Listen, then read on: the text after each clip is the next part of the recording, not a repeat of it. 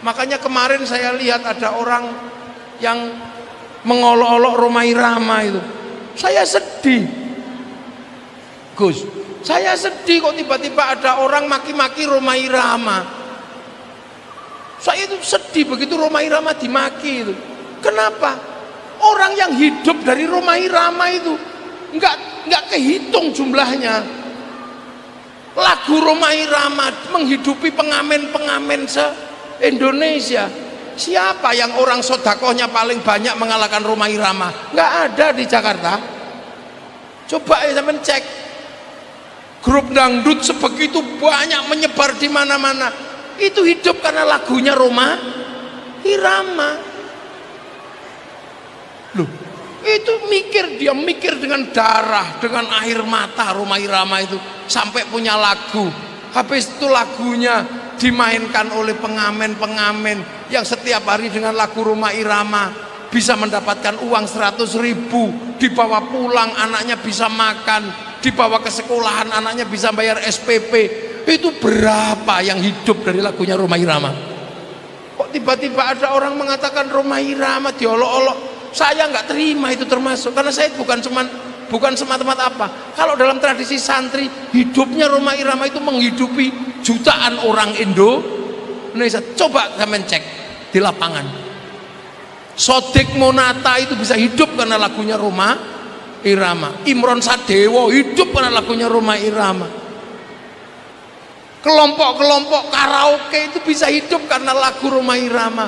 Dari gelandangan sampai judi sampai apa itu menghidupi berapa?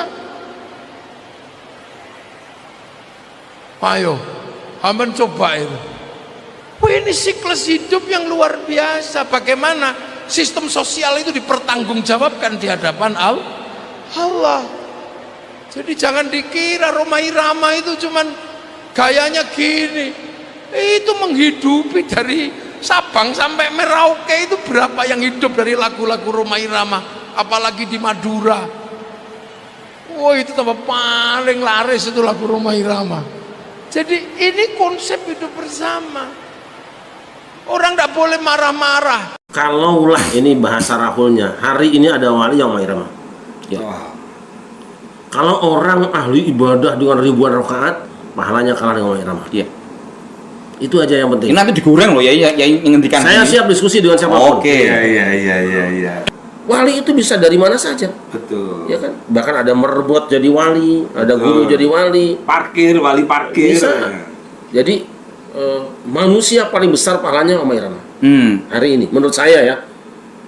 Saya kenal beliau tahun 77 ketika zaman masih ada partai kampanye itu sampai 7 meter benteng lapangan Bakti Banjar itu roboh. Begitu harismanya beliau. Iya. Dan kita membayangkan ya sekarang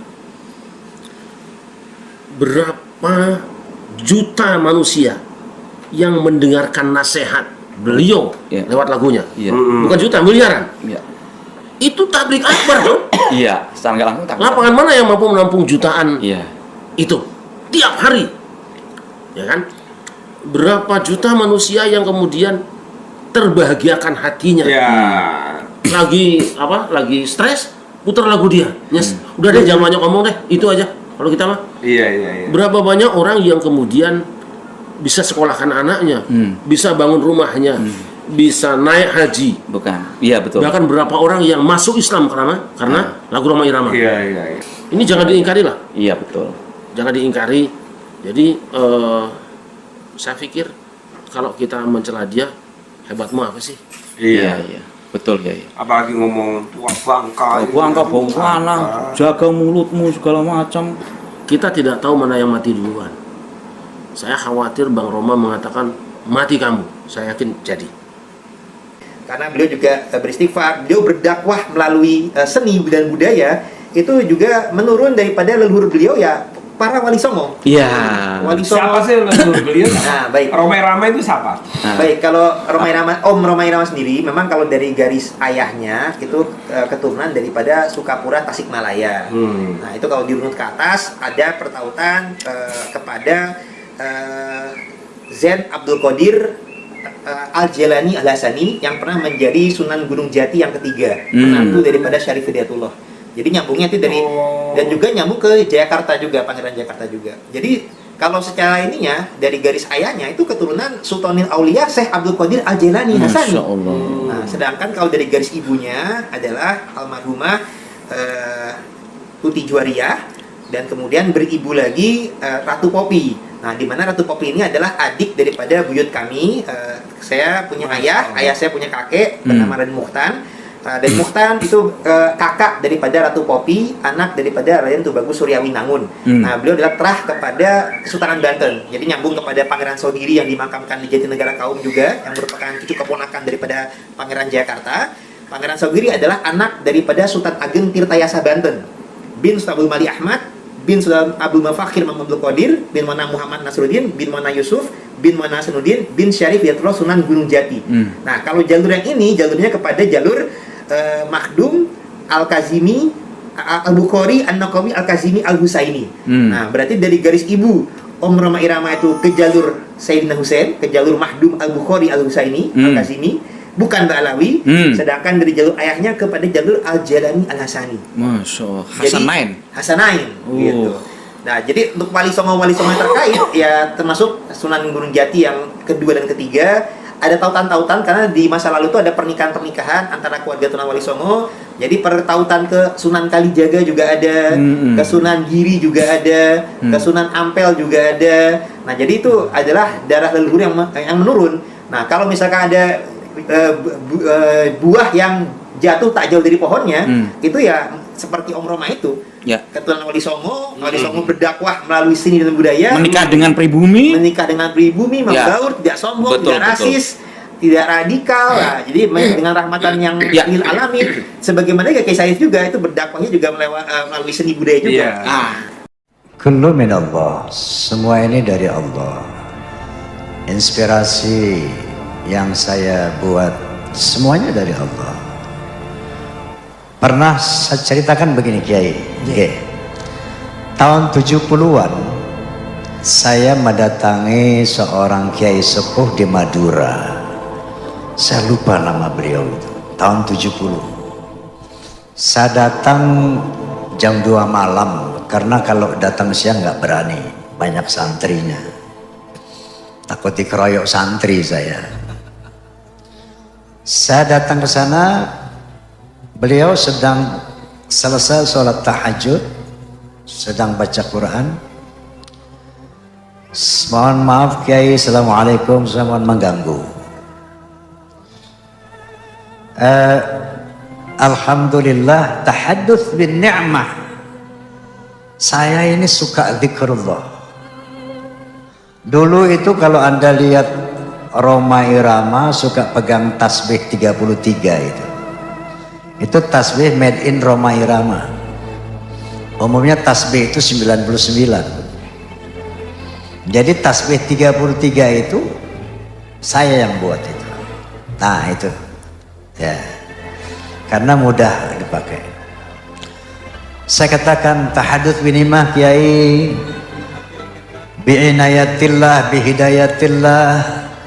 Saya selalu berzikir dalam setiap saat. Ketika saya di pentas pun nggak pernah lepas saya berhubungan dengan Allah. Bahkan ketika saya memberikan nafkah batin kepada istri saya nggak pernah lupa pada Allah. Saya selalu dzikir Allah. Kalau naik tangga saya baca Allahu Akbar. Kalau menurun subhanallah, kalau jalan lurus la ilaha illallah. Ini hidayah dari Allah Kiai. Tapi ada satu momentum yang saya lepas Allah. Di mana itu katanya? Kapan itu? Ketika saya bikin lagu Yai. Sebelum saya bikin lagu saya baca bismillah ya Rab. Bantu saya semua bikin lagu. Begitu saya bikin lagu sepegang gitar, Allah lupa. Setelah selesai, alhamdulillah. Saat itu ketika proses membuat lagu, saya lupa sama Allah. Lalu apa? petunjuknya mohon Kiai supaya saya tetap bisa zikrullah dalam. Ya sudah, kalau begitu serahkan saja Allah yang bikin lagu, jangan kamu. Jawaban gitu. Itu kira-kira tahun 70-an. Nah, ketika tahun 2000-an pada satu Ramadan, bulan Ramadan, saya mau dubbing vokal, mau buat film. Saya duduk di satu kolam kecil di pinggir danau kecil di studio sambil menunggu azan maghrib bulan puasa. Saya baca Quran kecil waktu itu. Karena pesantren saya ini di kolong piano, bukan pesantren di mana-mana. Ya. Nah, saya dengar lagu-lagu saya di bawah angin. Ada lagu riba, ada lagu kiamat, ada lagu karama, ada lagu Masya Allah macam-macam. Saya menangis.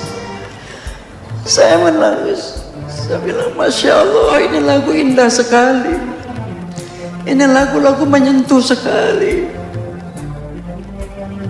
Ini lagu punya satu daya magis yang luar biasa. Saya nggak percaya apa iya ini saya yang bikin kalau Kiai. Masa sih saya bisa bikin lagu begini? Saya ingatlah ucapan Kiai itu. Sudah, biarkan saja Allah yang bikin itu. Subhanallah. Kira-kira begitu.